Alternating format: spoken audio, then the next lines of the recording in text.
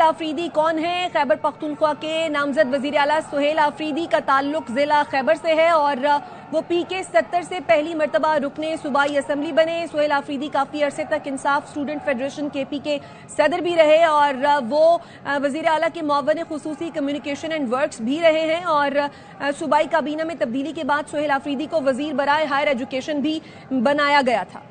ठीक है, साबिक secretary election commission Kanwar Dilshad साहब हमारे साथ मौजूद हैं। कंवर साहब, बहुत शुक्रिया, आपने RY न्यूज़ के लिए वक्त निकाला। कंवर साहब, जो साबिक वज़ीर आला थे अली अमीन गंडापुर साहब, उनके इस्तीफे में गवर्नर साहब को तहफ़्फ़ुज़ात थे, उन्होंने एतराज़ात थे, दस्तखत का मामला भी था, फिर टाइप और रिटन का मामला भी था, वो भी गवर्नर ने मंजूर नहीं किया। लेकिन नए वज़ीर आला का इंतखाब हो चुका है और वो 90 वोट्स लेकर सुहेल आफरीदी वज़ीर आला मुंतखब हो गए। आइन के मुताबिक, कानून के मुताबिक ये तमाम तर जो प्रोसीजर है, ये इसको कैसे देखते हैं आप? दरअसल गवर्नर KP ने इस्तीफा मंजूर ना करके आइन के आर्टिकल 130 का जो सब सेक्शन 8 है उसको मद्देनजर नहीं रखा।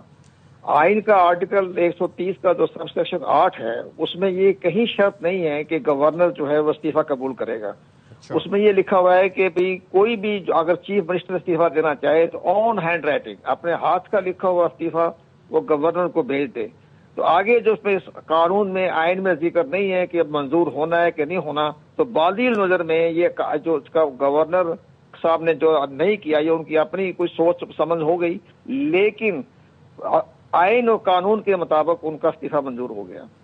उन्होंने इस्तीफा दे दिया चीफ मिनिस्टर ने, और वो आइन के मुताबिक उनका इस्तीफा जो है मंजूर हो गया है। उसके लिहाज से जो इलेक्शन हुआ है वो भी आइन और कानून के मुताबिक हो गया। तो अब ज़ाहिर है कि चूंकि सियासी मामलात हैं और सियासी मामलात में गवर्नर जो है उनसे हलफ ना लें, तो वो कोई नहीं, हमारी माजी की रवायात में है। उमर चीमा ने भी परवेज इलाही का जो है हलफ नहीं लिया था, तो प्रेसिडेंट पाकिस्तान ने हलफ लेना पड़ा।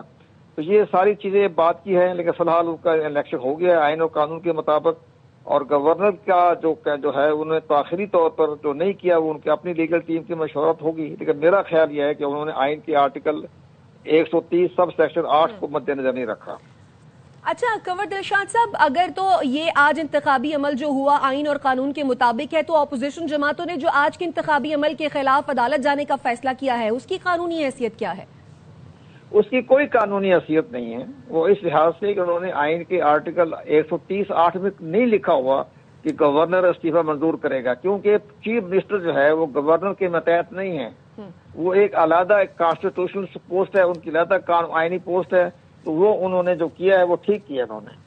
तो कंवर दिलशाद साहब, जिस तरह से गवर्नर की जानिब से पहले ये कहा गया कि जो इस्तीफा मिला है वो हैंड रिटन नहीं है और टाइप्ड है, फिर उन्होंने ये कहा कि जो दस्तखत है दोनों पे वो रिजेंबल नहीं कर रहे, तो इस तरह के क्या कोई एतराजात उठाए जा सकते हैं? और क्या कानून में लाजमी है कि हाथ से लिखा हुआ इस्तीफा ही पेश किया जाना चाहिए? गवर्नर ऐसे एतराजात कर सकते हैं?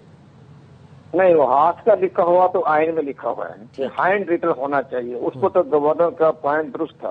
लेकिन अब ये कहना कि इनको दस्तखत नहीं मिल रहे हैं या मैं उनको बुलाऊंगा, मैं तलब करूंगा, ये उनके आइनी तौर पर उनकी कोई हैसियत नहीं है। वो गवर्नर जो है वो चीफ मिनिस्टर को तलब नहीं कर सकता। कल उनको तलब किया हुआ है? नहीं, वो तलब नहीं कर सकता उसको, इस लिहाज से कि वो उसके मतहत नहीं है। चीफ मिनिस्टर जो है वो गवर्नर के मतहत नहीं है, तो इस लिहाज से उसको तलब करना, बुलाना, ये सब बातें जो है वो सब सियासी बातें हो गई हैं, जिसकी बना पर ये मामले हो गए। अब इलेक्शन हो गया है तो मामला खत्म हो गया। उन्होंने आइन के आर्टिकल 130(8) के तहत इस्तीफा दे दिया, इस्तीफा जो है ऑटोमेटिक मंजूर हो गया। कंवर साहब, ये जो आप आर्टिकल 130/8 का हवाला दे रहे हैं हमारे नाज़रीन के लिए, जरा इसको एक्सप्लेन कर सकते हैं?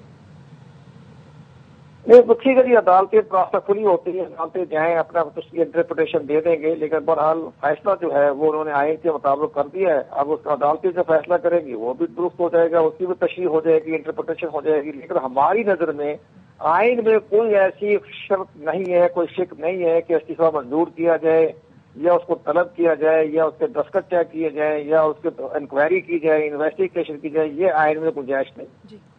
और अब ये जो सुहेल आफरीदी साहब का जो नया वज़ीर आला बनने का जो फैसला हुआ है और स्पीकर ने भी बाकायदा इसके बारे में इस इंतखाब का ऐलान किया, ये कहीं पर चैलेंज नहीं हो सकता? इसमें कोई कानूनी उज़र नहीं है? इसलिए कि जो फैसला होता है ना उसमें असेंबली का, वो असेंबली के फैसले को, रूलिंग को किसी अदालत में आइन के आर्टिकल 69 के तहत किसी अदालत में चैलेंज नहीं किया जा सकता। ٹھیک. اور کنور دلشاد صاحب، last but not the least, یہ جو دستخط پر اعتراضات والا معاملہ تھا، جیسے کہ آپ نے کہا کہ آئین میں ہے کہ ہاتھ سے لکھ کر ہی استعفیٰ دینا ہے، لیکن یہ دستخط پر اعتراضات یہ ہو سکتے ہیں؟ ٹھیک ہے، ہاتھ کا لکھنا تو آئین میں لکھا ہے کہ اپنا ہینڈ ریٹن ہونا چاہیے، لیکن وہ تو ٹھیک ہے، انہوں نے دوبارہ دے دیا، ہینڈ ریٹن دے دیا 11 اکتوبر کو. تو اب اس پہ گورنر صاحب کو مزید اس پہ جو ہے وہ تاخیری نہیں کرنا چاہیے تھا. انہوں نے اس کو ایکسیپٹ کرنے کی تو کے پاس اختیارات نہیں ہے. بس ٹھیک ہے، ان کا ہمارے پاس استعفیٰ آ گیا اور آئین کے مطابق درست ہے. ٹھیک، یعنی یہ سارا پروسیجر جو ہے وہ آپ کے خیال میں ٹرانسپیرنٹ ہے، کیونکہ علی امین گنڈا پور نے ویڈیو پیغام میں بھی یہ کہہ دیا تھا کہ جو دونوں استعفے ان کی جانب سے بھیجے گئے ہیں وہ انہی کی طرف سے بھیجے گئے ہیں، انہی کے ہیں. تو سب کچھ ہو گیا، دستخط بھی ٹھیک ہو گئے، سارا کچھ معاملہ ہو گیا. آج اسمبلی نے، اپنی پارلیمنٹ نے، اپنی صوبائی اسمبلی نے انتخاب بھی کر دیا، گورنر چیف منسٹر کا انتخاب بھی ہو گیا. تو اب لہٰذا یہ صوبائی اسمبلی کی پروسیڈنگ ہے، اس پروسیڈنگ کو کسی ذات میں چیلنج نہیں کیا جا سکتا. ٹھیک ہے، بہت شکریہ کنور دلشاد صاحب، آپ نے ایئر نیوز کے لیے وقت نکالا. اور اس وقت آپ کو لیے چلتے خیبر پختونخوا اسمبلی میں 9 منتخب وزیر اعلیٰ سہیل آفریدی اظہار خیال کر رہے ہیں.